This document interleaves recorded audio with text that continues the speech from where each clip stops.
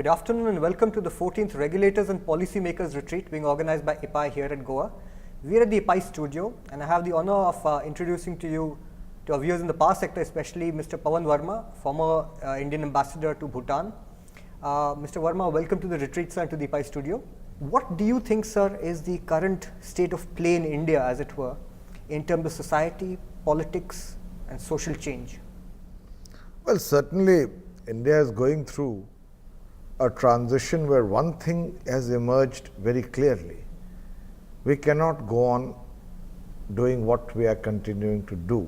This country needs change. But change needs direction. Change needs an engagement with ideas.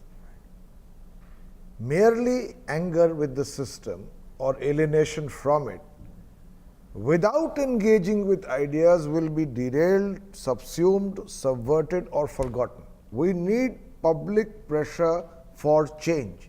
And in this respect, if you were asking me what is happening socially also, the middle class has emerged as a potent force. The idea is a national consensus on the primacy and priority of change. So one of the biggest constituencies, electoral constituencies, would be the state of UP. How can we change India on the basis of what is happening in UP? Well, UP is a big state. The state where I am working now, Bihar, is a big state. But what happens in UP is that, and in Bihar also, that very often there are primeval loyalties of caste.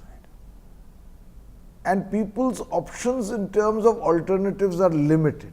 That even a voter who may be influenced by caste or other primeval loyalties is today beginning to ask, that's all right if I belong to your caste or you belong to mine.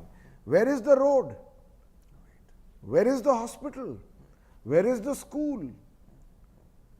Where are your promises? What have you done for the quality of my life, for my children's education, for my longevity, for my income, for my job opportunities? One thing is clear. The honest bureaucrat who has the courage to speak against what is wrong is often disposable cannon fodder in the hands of powerful politicians. It needs to change. We need more guarantees. We need the Central Administrative Tribunal to take cognizance of such transfers. We need review mechanisms. We need public pressure. At the same time, let me tell you, more often than not, I have been a bureaucrat diplomat myself, more often than not, bureaucrats have lost their spine. They are willing to prostitute their conscience in order for short-term gain from their political masters.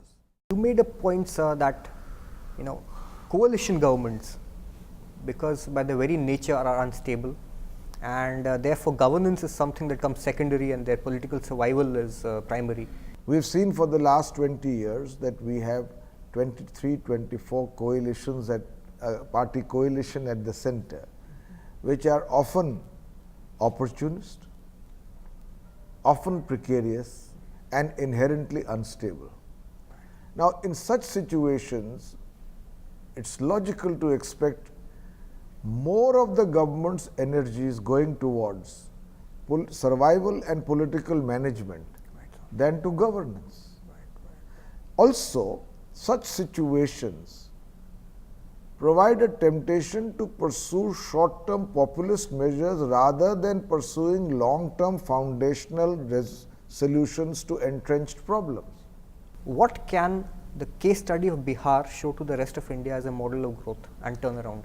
Two things.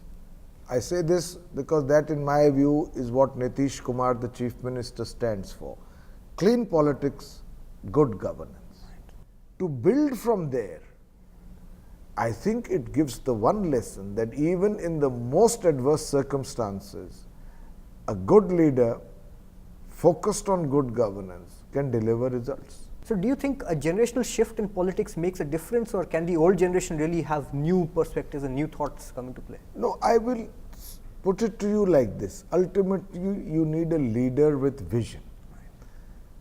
Long entrenched social habits and hierarchies don't disappear overnight.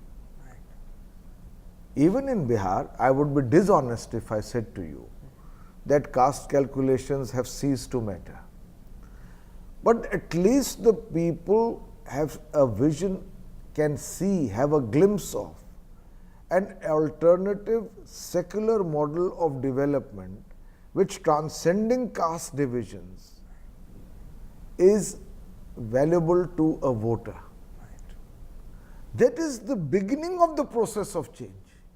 If that alternative is not visible, people will continue to go back to the narrow burrows of old loyalties. As far as India is concerned, India is a diverse country, multi-religious, multi-ethnic, layered and segmented, with the very rich and far more in number the very poor. There is only one model that can work in India, and that is the model of inclusive growth, where your vision has both the compulsion and the compassion to include all segments of the people, the poor, the Dalits, the extremely backward, the minorities, the mainstream, the majority, and also naturally the affluent. We need a composite vision. Thank you, Mr. Verma. As always, an honor and a pleasure speaking to you, sir.